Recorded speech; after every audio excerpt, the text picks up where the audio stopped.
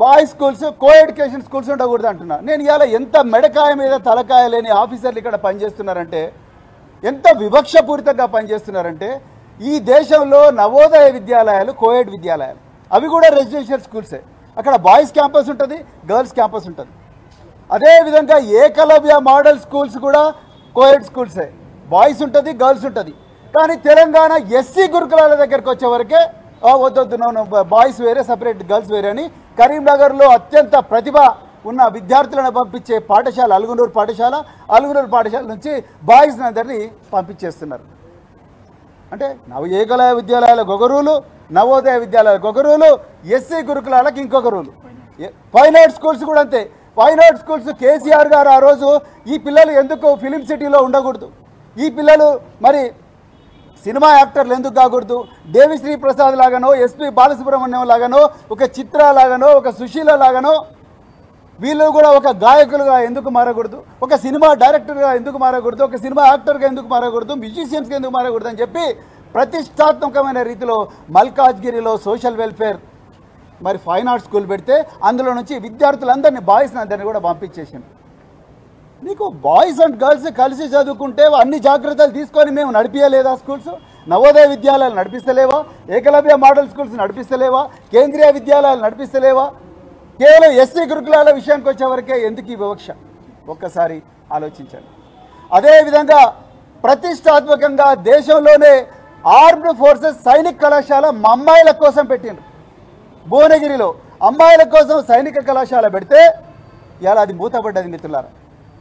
సైనిక కళాశాల మూతపడ్డది. సైనిక కళాశాలలో అమ్మాయిలు చదువుకుంటే రేపు మీరు కాపురాలు ఎట్లా చేస్తారని అడుగుతున్నారు అధికారులు.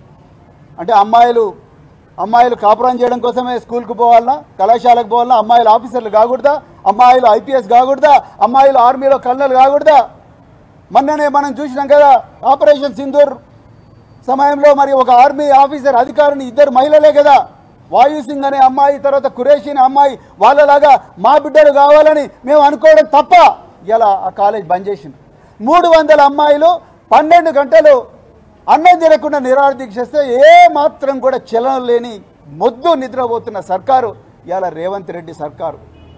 ఇంత అన్యాయం చేస్తూ ఉన్నారు అమ్మాయిలకు. ఇంకా ఘోరం, ఆనాడు అమ్మాయిలకు 12వ తరగతి అయిపోయిన వెంటనే పెళ్లిళ్ళు చేస్తున్నారని 2016వ సంవత్సరంలో కేసీఆర్ గారు దేశంలో ఎక్కడ లేని విధంగా, మీరు రికార్డులు కూడా చెక్ చేసుకోండి, దేశంలో ఎక్కడ లేని విధంగా 30 మహిళా డిగ్రీ కళాశాలలు పెడితే ఇలా సిగ్గుతో తల వంచుకోవాల్సిన విషయం ఏందయ్యా అంటే ఈ రోజు వరకు కూడా వాటిలో అడ్మిషన్లు కాలే. ఇవాళ నుంచి ఉస్మానియా క్యాంపస్ పరిధిలో డిగ్రీ కళాశాలలు ఓపెన్ అవుతున్నాయి, ఇప్పటి వరకు కూడా అడ్మిషన్ ప్రొసీజర్ స్టార్ట్ కాలే. కేసీఆర్ గారు ముఖ్యమంత్రిగా ఉన్నప్పుడు 2 నెలల ముందరి నుంచే దోస్తు కన్నా ముందరే తెలంగాణ గురుకుల డిగ్రీ కళాశాల అడ్మిషన్ అయ్యేటివి. కానీ అలా డిగ్రీ కళాశాల అడ్మిషన్ లేవు. మెడికల్ లాంటి విద్యార్థులందరూ కూడా వేరే కళాశాలకు పోతున్నారు. ఏమీ మరి అంత ప్రతిభ లేని విద్యార్థులందరూ కూడా గురుకుల డిగ్రీ కళాశాలకు వచ్చి ఎట్లనే చేసి కళాశాలని క్లోజ్ చేయాలని చెప్పేసి కుట్ర ఇవాళ రేవంత్ రెడ్డి మరియు వాళ్ళ అధికారైన డాక్టర్ అలుగు వర్షులు ఇద్దరు కలిసి చేస్తున్నారు. ఈ 30 ఎస్సీ డిగ్రీ కళాశాలను మూతపడించే కార్యక్రమం అనేది ఈరోజు తెలంగాణలో నడుస్తూ ఉన్నది. అదేవిధంగా 660 కళాశాలలు కొత్తగా పెట్టి 1000 కళాశాలలు పెట్టారు కేసీఆర్ గారు. పెడితే అందులో కొన్ని అద్దె భవనాల్లో పెట్టడం జరిగింది. అద్దె భవనాల్లో గత 1 సంవత్సరం నుంచి అద్దె లేదు. అద్దె లేకపోతే ఓనర్లందరూ కూడా మాకు కిరాయి ఇస్తలేవు కాబట్టి మేము ఇక్కడ నుంచి మీ పిల్లల్ని తీసుకొని వెళ్ళిపోండి, మాకు ఈ కళాశాల అవసరం లేదంటున్నారు. ప్రతిసారి కూడా కేసీఆర్ గారిని తిడుతూ ఉన్నారు. మరి ఇవాళ మీరు యంగ్ ఇండియా పేరు మీద మీరు కొత్త కళాశాలలు కడుతున్నారు. మేమేమంటున్నాం, 660 ముందు ఆ బిల్డింగులు కట్టండి. భూమి కూడా సేకరించడం జరిగింది. 7 ఎకరాల భూమి ప్రతి కళాశాలకు సేకరించడం జరిగింది. మరి దాంట్లో మీరు కట్టాలి కదా, అవి కట్టి మీరు తర్వాత యంగ్ ఇండియా కట్టుకోండి. సో యంగ్ ఇండియా పేరు మీద ఒక పెద్ద కుట్ర చేస్తున్నాడు రేవంత్ రెడ్డి. మొదట 40 కోట్లు అన్నాడు, 2500 మంది విద్యార్థులు అన్నాడు. తర్వాత ఇప్పుడు 40 కోట్ల నుంచి ఏకదమ్మున అది 200 కోట్లు పర్ స్కూల్గా మారింది. అంటే ఇదంతా కూడా ఒక రియల్ ఎస్టేట్ కంపెనీకి ఇచ్చో, లేకపోతే ఒక మెగా కృష్ణారెడ్డో, లేకపోతే ఇంకేవో ఆయనకు పొంగులేటి శ్రీనివాసరెడ్డి రాఘవ కన్స్ట్రక్షనో, లేకపోతే ఇంకేవో మరి ఏదైతే అమృత్ స్కామ్ ఎట్లయితే జరిగిందో, అదేవిధంగా లగచర్లలో ఏ విధంగా అయితే తన కుటుంబ సభ్యులకు ఇచ్చుకుంటా ఉన్నాడో, అదేవిధంగా ఈ యంగ్ ఇండియా స్కూల్స్ కూడా తమ అనుంగు శిష్యులకు, తమ కోటరీలో ఉండే కాంట్రాక్టర్లకు ఇచ్చుకొని అక్కడి నుంచి కూడా డబ్బులు దొబ్బే కార్యక్రమం తప్ప ఇది పేద ప్రజల జీవితాలను, పేద విద్యార్థుల జీవితాలను మార్చే కార్యక్రమం కాదని చాలా క్లియర్గా తెలిసిపోయింది. నిజంగా ఆలోచన రేవంత్ రెడ్డికి ఉంటే ఈరోజు డాక్టర్ అలుగు వర్షిని ఈ విధంగా మాట్లాడే అవకాశం లేకుంటుండే. అదేవిధంగా మరి ముఖ్యమంత్రి గారు కేసీఆర్ గారి సమయంలో పిల్లల ఆరోగ్యాన్ని కాపాడడం కోసం 24 గంటలు 360 రోజులు సెలవుల్లో కూడా 365 రోజులు విద్యార్థులు ఇంటి దగ్గర ఉన్నా కూడా వాళ్ళ ఆరోగ్యాన్ని కాపాడేవాళ్ళు. ఇలా ఆ వ్యవస్థను రద్దు చేసింది గవర్నమెంట్. ఎందుకు ఎస్సీ విద్యార్థులు అంటే మీకంత కోపం? ఎందుకు ఎస్టీ విద్యార్థులు అంటే అంత కోపం మీకు? అదేవిధంగా ఇంటర్మీడియట్ కొంతమంది విద్యార్థులు ఫెయిల్ అయితే సప్లిమెంటరీ ఎగ్జామ్ ఫీ కూడా ప్రభుత్వం కట్టలేదు.